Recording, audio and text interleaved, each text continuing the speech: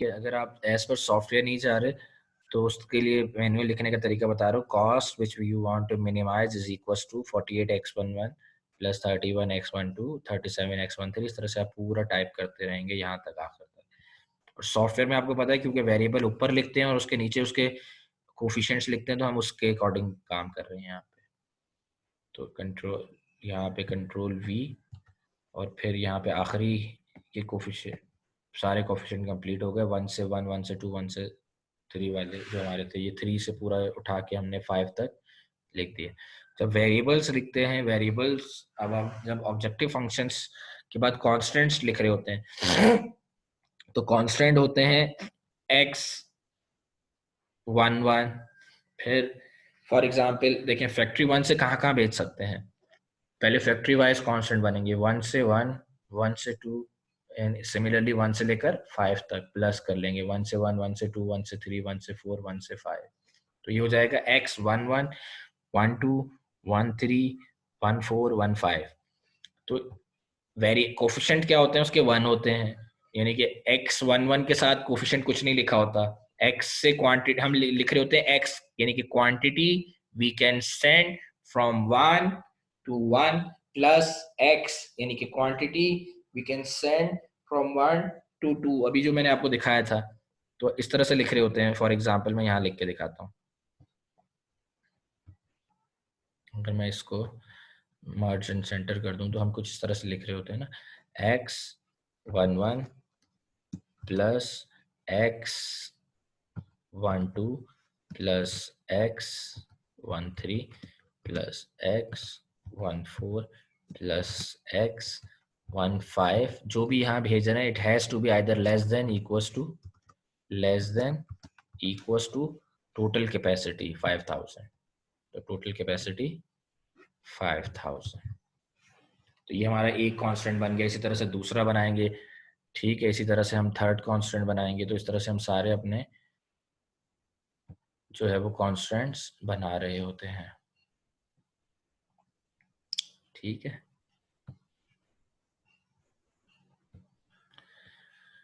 Similarly सही 500 कैसे आया? ये देखो ना, कैपेसिटी जितना भी 1 से 1 को भेजें या 2 को या 3 को या 4 को या 5 को, या तो वो बराबर होगा 5000 है सर, ये 5000 या तो 5000 के बराबर होगा या 5000 से कम होगा, ये जीरो मिसिंग है, ठीक है। क्योंकि इससे ज़्यादा नहीं इस फैक्ट्री 1 से किसी को भेज सकती, क्योंकि फैक्ट्री 1 की टोटल कैपेसिटी इतनी है। तो इसके लिए देखो 1 1, 1 2, 1 3, 1 4, 1 5, इसके साथ कोफिशिएंट क्या है, 1 है।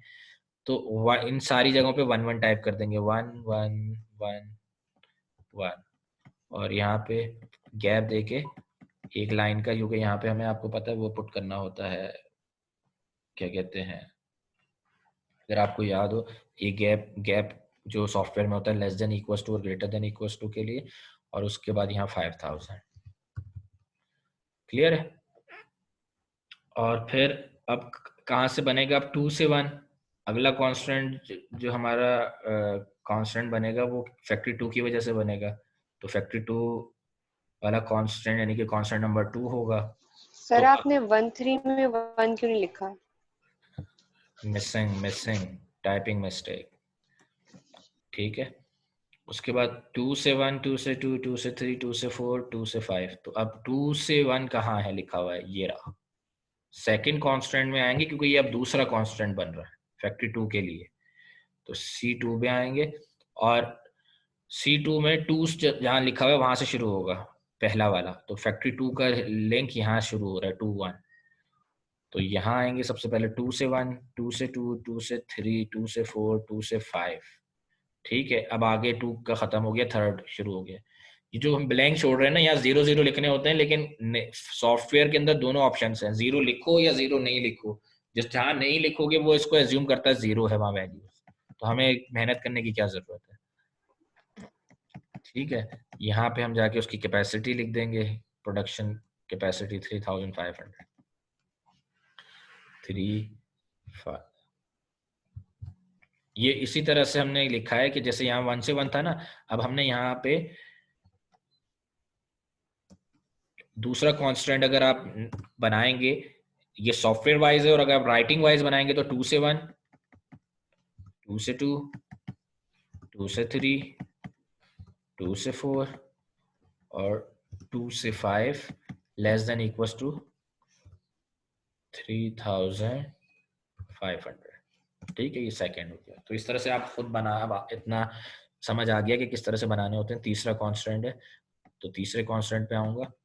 तीसरा कांस्टेंट का 3 कहाँ से शुरू हो रहा है? x3, ये रहा 31, 32, 33, 34, 35।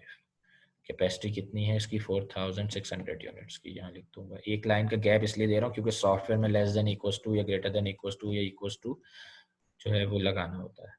4600। ठीक है, अब हमारे पास कैपेसिटी आपके पास सोर्सेज वाइज यानी कि प्लांट वाइज तीनों कांस्टेंट बन चुके हैं। 1 2 3 3 प्लांट्स थे, 3 कांस्टेंट बन चुके हैं। अब कांस्टेंट नंबर 4 जो बनेगा वो कस्टमर वाइज बनेगा। 1 से 1, 2 से 1, 3 से 1 has to be greater than equals to customer 1 demand. या तो उसकी पूरी डिमांड दे दो या उससे एक्सेसिव प्रोड्यूस करने का मतलब ये होता है कि अगर डिफेक्टिव पीस है तो वो आप फुलफिल कर सकें। तो 1 से 1, 2 से 1, 3 से 1 has to be this much. तो अब ढूंढूंगा 1 से 1, 1 से 1 ये रहा, कांस्टेंट नंबर 4 है ये, तो 4 के सामने आके लिखना शुरू करें। 1 से 1 ये रहा, 2 से 1 ये रहा, 3 से 1 ये गैप के साथ होगा, 3 से 1 ये रहा। अब इसके अलावा तो फैक्ट्री है ही नहीं। कितनी थी जब देख लेते हैं। 1250, तो 1250 क्लियर है। इसके बाद कस्टमर नंबर 2 के लिए बनाएंगे। तो अब 2 के लिए जब बनाएंगे तो 1 से 2, 2 से 2 और 3 से 2। ये देखें कांस्टेंट नंबर 5, 1 से 2 इसके बराबर में है, 2 से 2 उसके बराबर में है, ये रहा 3 से 2। और कैपेसिटी कितनी थी इसकी? कैपेसिटी थी इसकी 3245।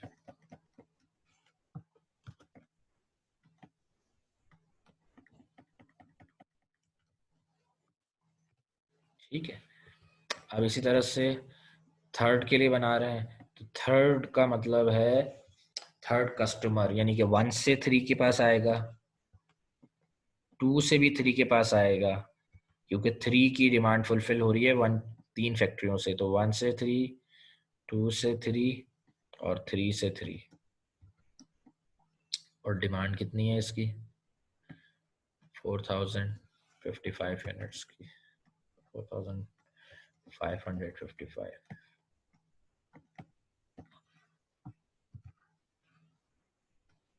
ठीक है, इसके बाद फोर्थ कस्टमर की बात हो रही है। तो 1 से 4, 2 से 4 और 3 से 4 जो भी आ रहा है has to be greater than equals to this value.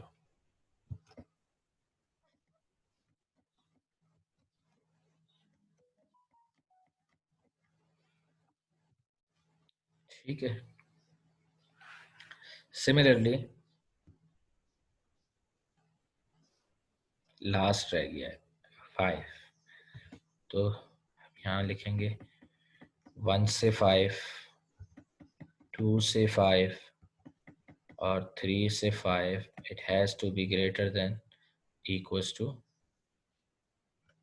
the demand।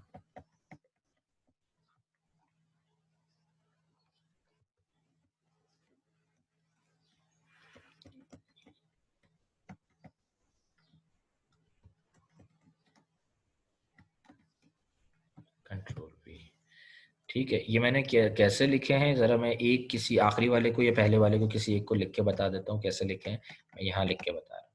ये मैंने इस तरह से लिखे हैं, x 1 से 1 प्लस x, पहले वाले चेंज होंगे, 2 से भी 1 की demand, plus capacity of units जो डिलीवर हुए हैं x, quantity of units deliver 3 से 1, यानी कि 1 से 1 को डिलीवर जो हुए हैं, 2 से 1 को जो डिलीवर हुए हैं और 3 से 1 को जो डिलीवर हुए हैं या होंगे, it has to be greater than equals to the demand of this customer.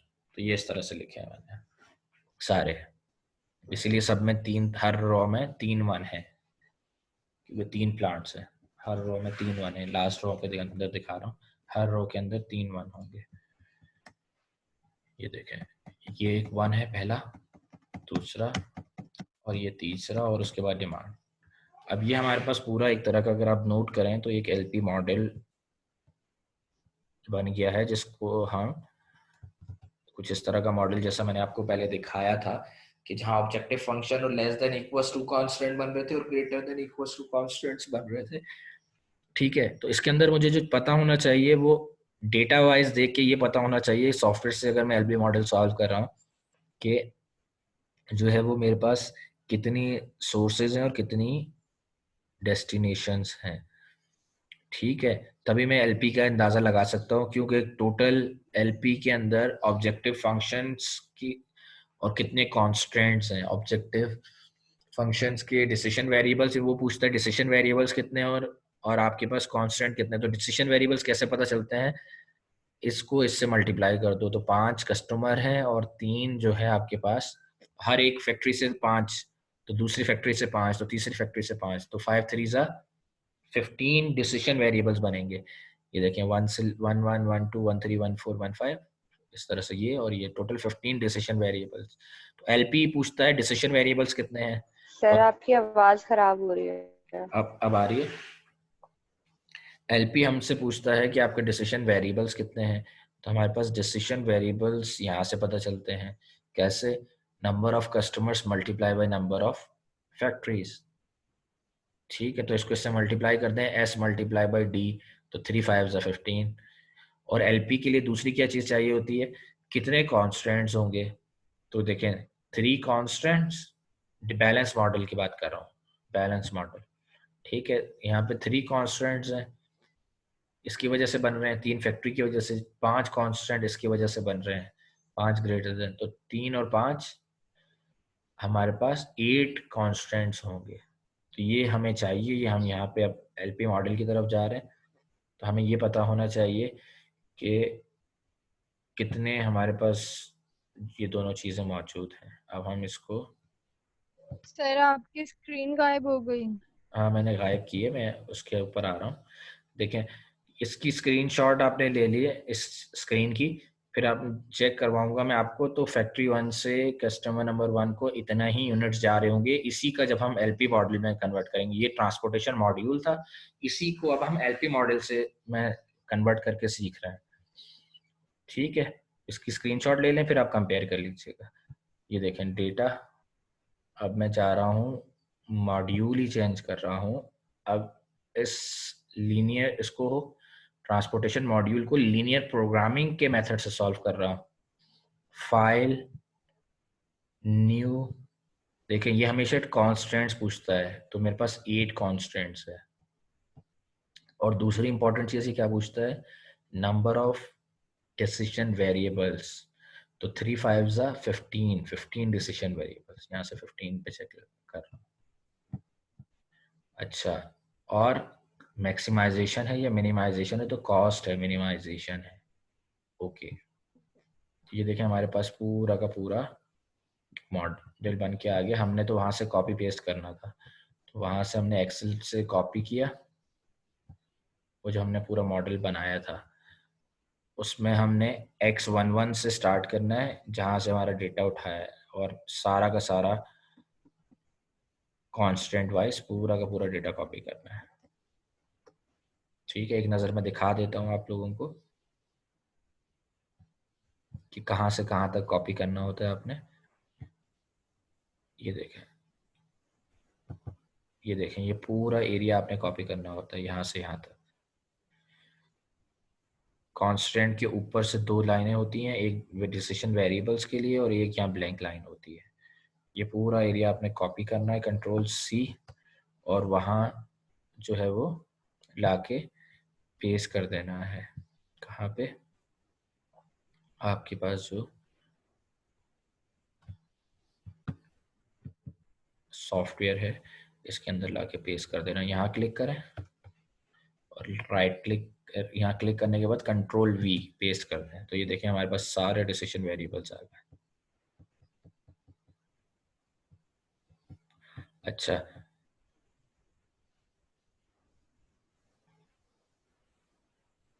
क्या हुआ?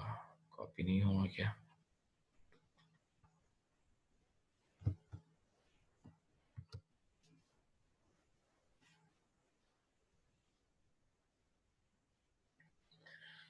ठीक है, ये देखें अब कॉपी हो रहा है, ऐसा ऐसा स्लो थोड़ा सा है।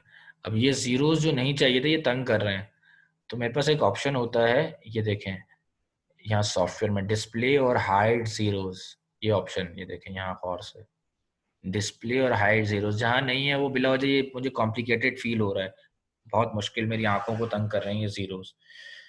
तो मैं इस हाइड जीरोस कर दूंगा तो जो जीरोस हैं वो खुद ही गायब हो जाएंगे, तो मुझे डेटा बहुत ज़्यादा कॉम्प्लिकेटेड फील नहीं होगा, बिल्कुल इजी फील होगा जैसा कि मैंने बनाया था वहाँ पे। अच्छा, दूसरी इंपॉर्टेंट चीज़ क्या है? दूसरी इंपॉर्टेंट चीज़ ये है, देखिए मैं इनको मैंने बहुत करीब तक लेके आना चाह रहा हूँ ताकि मैं आपको राइट साइड पे इक्वेशंस भी दिखा सकूँ। तो 1 को बहुत करीब लेके आ रहा हूँ, जितना मैं करीब ला सकता हूँ। ये एरिया है, यहाँ से मैं विंडोज़ को मिनिमाइज मैक्सिमाइज करता हूँ। ठीक है,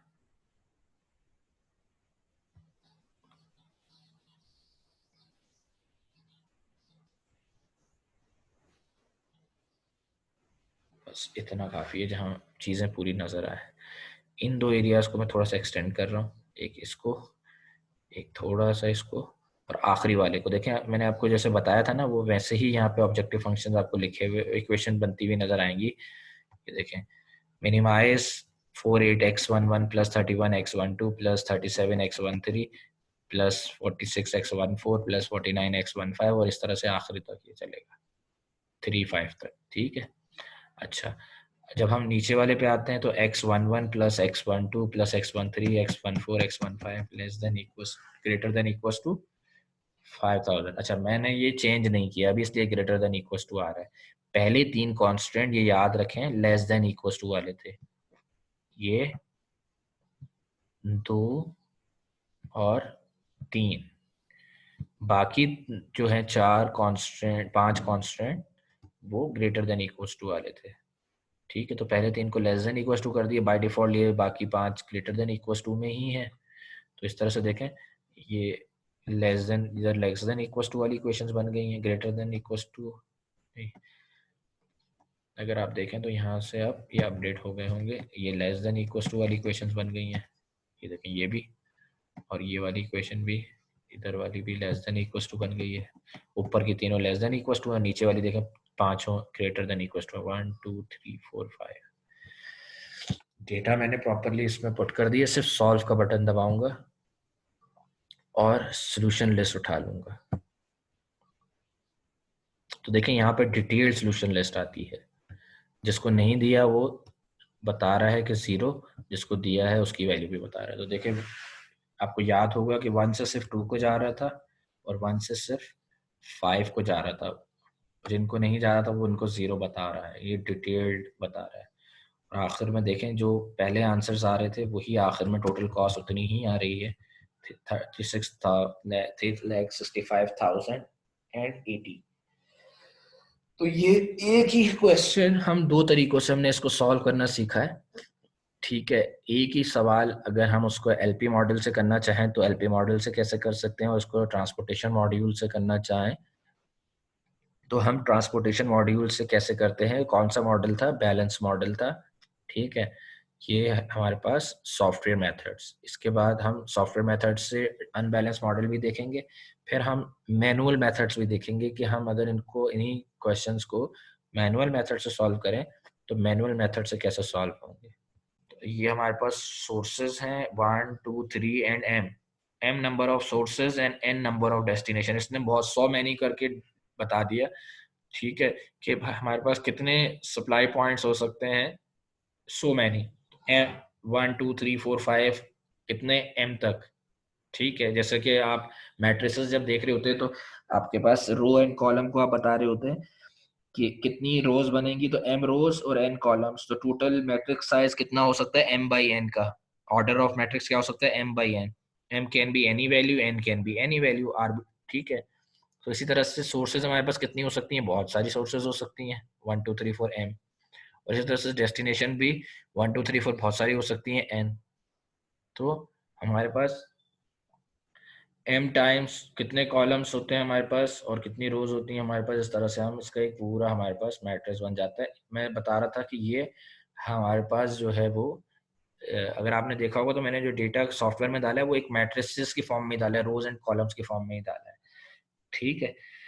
ये जो है हमारे पास जो सर्किल होते हैं इसको हम कहते हैं नोड्स, और ये जो लाइंस जा रही होती हैं कि 1 से 1 की को भी दे सकते हैं, 2 को भी, 3 को भी, सो n को भी, ठीक है। इन लाइंस को हम कहते हैं आर्क्स, ठीक है।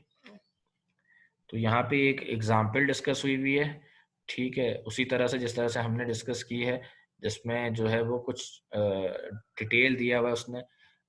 इस डिटेल को आपने क्या करना है, कन्वर्ट करना है टेबल में। तो यहाँ से आपको नजर आ रहा है, देखिए प्लांट्स कौन कौन से हैं, हैदराबाद, कराची, लाहौर, और कैपेसिटी उनकी प्रोडक्शन इतनी है, तो आखिर में लिख देंगे ले जाके, ठीक है। और क्या है, 3 प्लांट्स, ठीक है, नेक्स्ट क्वार्टर है। इसी तरह से कंपनी ने ये बताया हुआ है कि हैदराबाद, इस्लामाबाद और रावलपिंडी, यहाँ सेकंड ऑप्शंस दिए हुए हैं, जहां से आपके जो है वो प्लांट्स हैं, और दूसरे ऊपर वाले ऑप्शन में डिस्ट्रीब्यूशंस कहाँ, सेंटर्स कहाँ है, किनको सप्लाई हो रहा है, वो कराची और लाहौर। तो 3 प्लांट्स हैं और 2 जो है वो डेस्टिनेशंस हैं हमारे पास, ठीक है।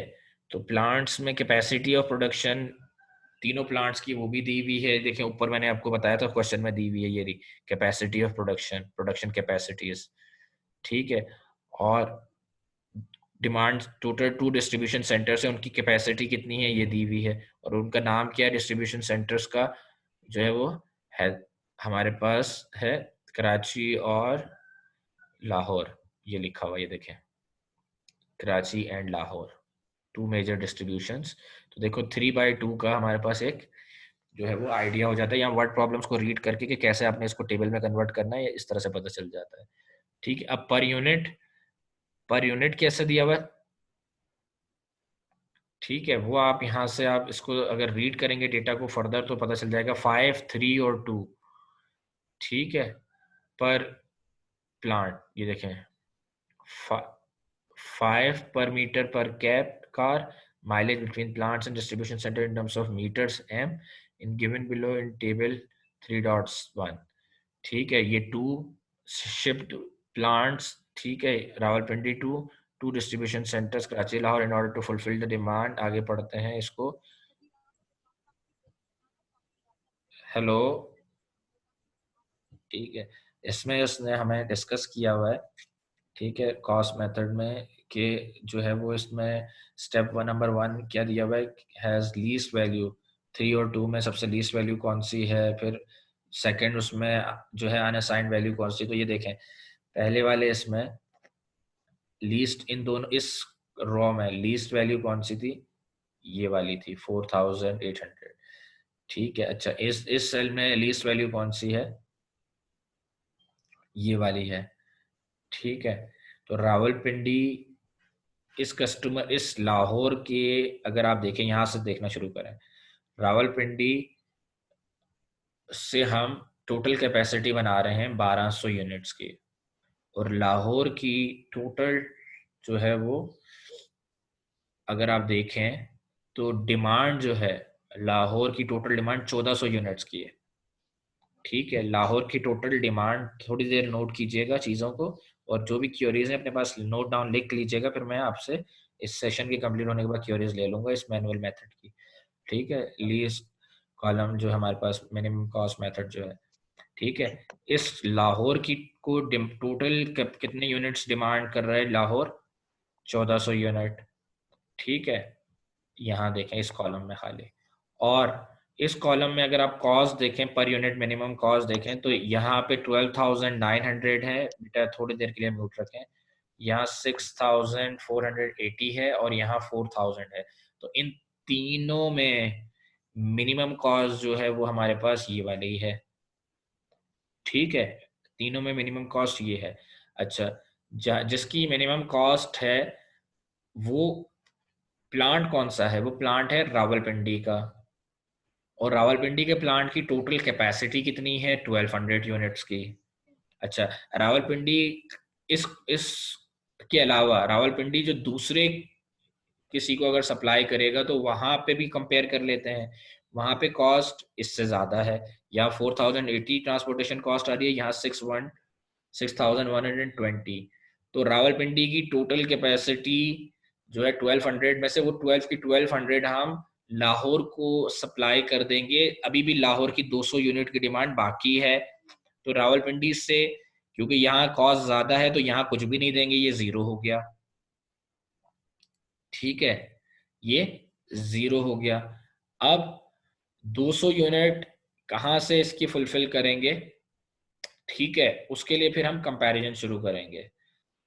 अब ये देखें, अगर हम यहाँ लाहौर के पास हैदराबाद से भी और इस्लामाबाद से भी देखें, ठीक है, क्योंकि रावलपिंडी तो अपनी कैपेसिटी कंज्यूम कर चुका है, अब तो किसी को हाँ ना नहीं कह सकता, ना ही कहेगा, क्योंकि उसके पास तो प्रोडक्शन यूनिट है ही नहीं। लेकिन लाहौर के 200 यूनिट अभी बाकी हैं।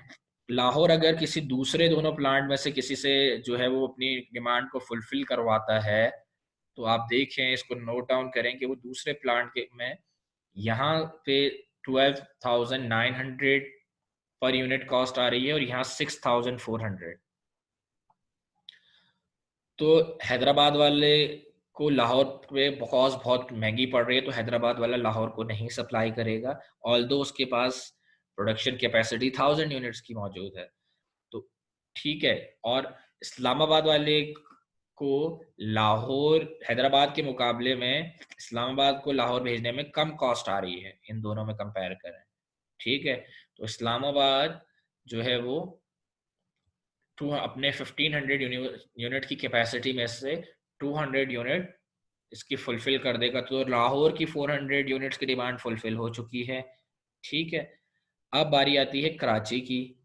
अगर आप कराची को नोट करें तो कराची हैदराबाद के पास 1000 यूनिट्स की कैपेसिटी है और जो है वो कराची की डिमांड 2300 यूनिट्स की है, बैलेंस मॉडल है।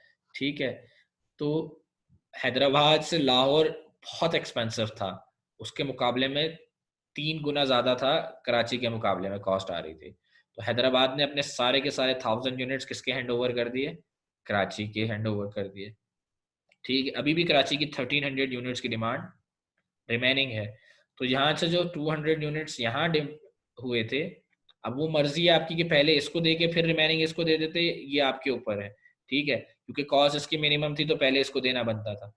ठीक है, लेकिन इससे भी कॉस्ट कराची की इससे मिनिमम थी, तो पहले 1000 यहाँ से ले लेता था और 300 तो 1300 प्लस 1000 या 2300 इसकी कराची की डिमांड फुलफिल हो जाती है। इसके पास बचे ही 1300 थे, 200 यहाँ दे चुके थे आप।